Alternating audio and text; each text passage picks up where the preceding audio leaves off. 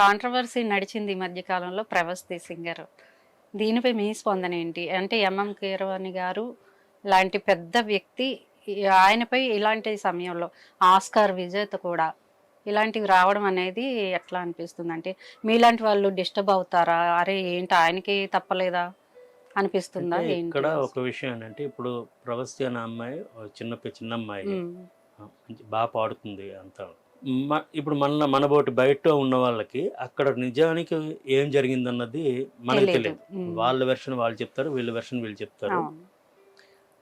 కాకపోతే ఏంటంటే వ్యక్తిగతంగా మాత్రం నాకు ఈ రియాలిటీ షోస్ మీద పెద్ద ఉమ్, సదభిప్రాయం అయితే లేదు. ఉమ్, ఒక ఫిక్స్డ్‌గా ఒక ఒక ప్యాటర్న్‌లో వెళ్తారు.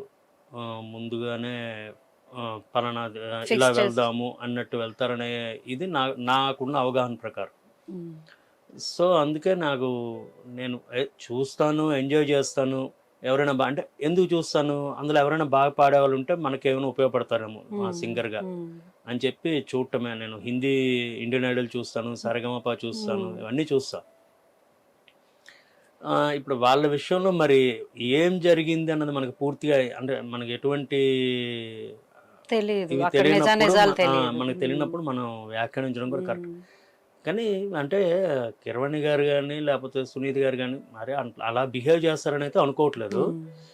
ఏదో సమ్ కమ్యూనికేషనో, మిస్‌అండర్‌స్టాండింగ్ ఏదో జరిగింది ఎక్కడో. హ్మ్.